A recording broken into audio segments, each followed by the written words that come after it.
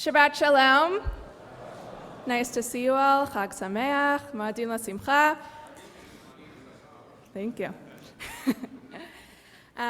So I've been thinking a lot about how when we have conversations with people, we all have our own ingrained perspectives of how we would approach the conversation, how we would approach a challenge or a dilemma, and we all want to come into a conversation and say, I'm right no matter what.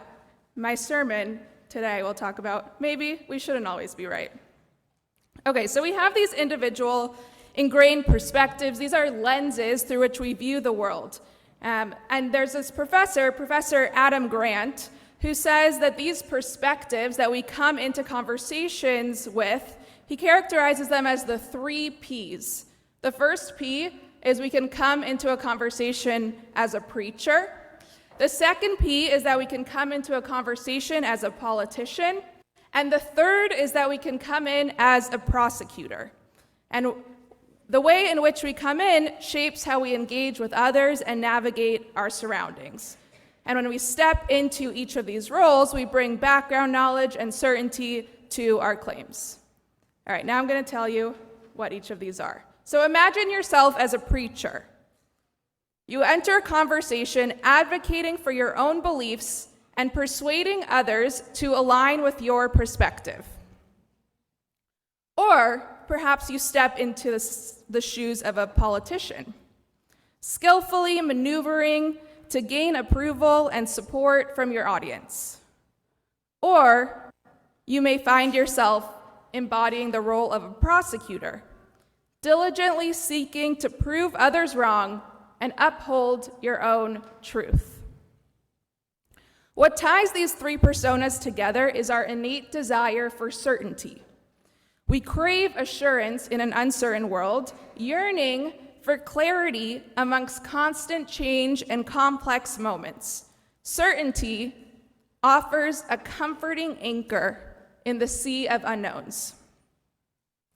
Moshe, in the Torah reading that we read today, a very familiar Torah reading, searches for that same type of certainty that we might hope for when we go into our own conversations. Moshe receives the first set of 10 commandments, works hard atop Har Sinai, outlining the laws for the Jewish religion, while Aaron and the Israelites, we all know what happens, are creating the golden calf that undermine all of the religious beliefs Moshe had documented. Upon Moshe's descent with the 2 tablets, Moshe discovers this betrayal, leading to the shattering of the tablets and a plea to God for mercy. In the aftermath of this event, I'd like to argue that Moshe assumes all 3 roles Adam Grant researches. He's a preacher, a politician, and a prosecutor. How? First, Moshe preaches to God that the Israelites aren't so bad. This mistake couldn't be so bad. God needs to be merciful. God needs to forgive the Israelites for this transgression. God wanted to destroy the Israelites, but Moshe pleaded to God, who just saved the Israelites from the Egyptians. How could you give up on the Israelites so easily? Please, God, don't punish the Israelites. And Moshe was a successful preacher. God renounced the punishment. Next, we have Moshe the politician. He engages in diplomacy and negotiation to make sure that God favors the Israelites, while Moshe maintains the unity of the Israelite people. His diplomatic efforts were the first steps in repairing the rupture in the relationship of God and the Israelites. But Moshe was also a prosecutor as he confronted the Israelites with the consequences of their actions. He acknowledged their severe betrayal and their breach of trust. Moshe holds the people accountable for their idolatry and rebellion and makes sure that they will repent and atone. I can only imagine that Moshe, holding all 3 roles at once, working overtime to quell God's fears about the Israelite nation and to convince the Israelites to come back to God, was likely exhausted. And so we see Moshe experience a moment of brokenness too. Moshe needs to know that God won't leave the Israelites, that God will remain with the Israelites. Moshe does this by asking to see God. Moshe thinks that just by seeing God in some form, Moshe will know that God will remain with the Israelites. He wants something tangible to hold on to, a kernel of hope and certainty, knowing that the project he's working on with God will continue past this rupture. I'd like to introduce one more way of thinking. Professor Adam Grant suggests that we shouldn't think with these three: preacher, politician, and prosecutor. Rather, we should think like a scientist.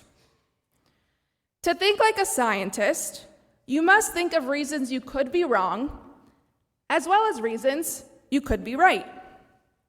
Your questions or your statements in conversations with others are more of a hypothesis, something that could be proven wrong, rather than absolutely right. When Moshe asks to see God's face, Rashi explains that he thought he had done enough favorable things for God, he'd done enough good, that Moshe could ask a bit of a chutzpahdik question. Can I see you, God? A question that Rashi thinks would not be answered favorably, but Moshe must have thought, why not? Let me give it a try. Let me hypothesize and see what would happen. So instead of asking with certainty, Moshe asks like a scientist. He tests out a hypothesis. This was the hypothesis. If I could see God's face, if I could surely know God and know that God will continue to guide the Israelites to the land of Israel, then and only then will I have the strength to keep leading. If only the hypothesis were that easy to prove. Instead of showing Moshe God's face, God shows God's back. Instead of responding with exactly what Moshe wanted, God shows Moshe God's own back. God states that God's face cannot be seen. Moshe's request is not fully granted, but hopefully it's granted enough for Moshe to continue on his way with some sense of certainty, a little bit more certainty that God will be with him. God's back is like a symbolic gesture that challenges Moshe's quest for absolute certainty. The Talmud teaches that God showed Moshe the knot, or the kesher, at the back of his tefillin shel rosh, the tefillin that sits on his head.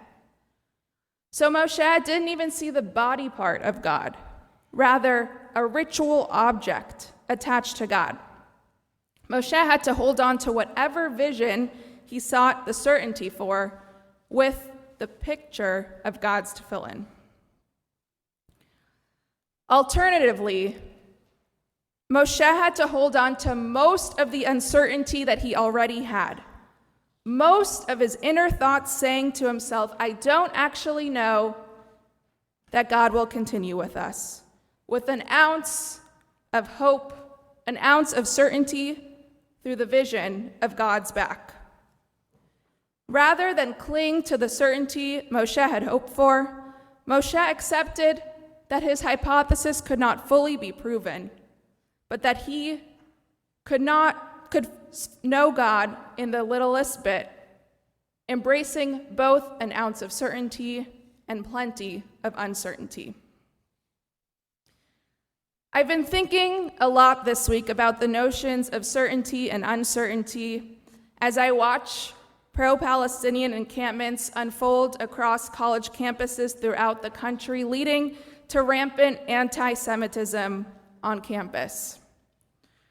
Our Jewish students on college campuses have faced almost an entire year of uncertainty for their physical safety, for their belonging, and for their mental well-being. This uncertainty is exhausting. They could use the slightest bit of certainty even the sight of God's tefillin, to know that they have more in them to fight. The seniors who are graduating have had their entire college experiences bookmarked by uncertainty. They started being mostly online during COVID, and now they're ending many with classes online again, graduation ceremonies possibly canceled, and not knowing how their college experiences will end. This is pretty fatiguing, this constant news of more horror both in our country and in Israel.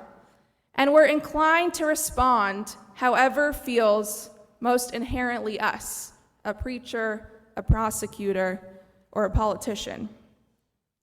It's easier to be certain, to know what to say. But each day we get more comfortable in the state of unknowing, in putting forth hypotheses instead of sureties. Moshe in this Sedra learns that faith and doubt must coexist. He had to embrace the unknown. We too need to heed Grant's call to think like scientists. This is not suggesting that we let go of our own opinions, rather to work on our sense of certainty when talking to others. We can approach our questions with humility and curiosity, acknowledging the limitations of our understanding and working inch by inch towards embracing the unknown. Shabbat Shalom.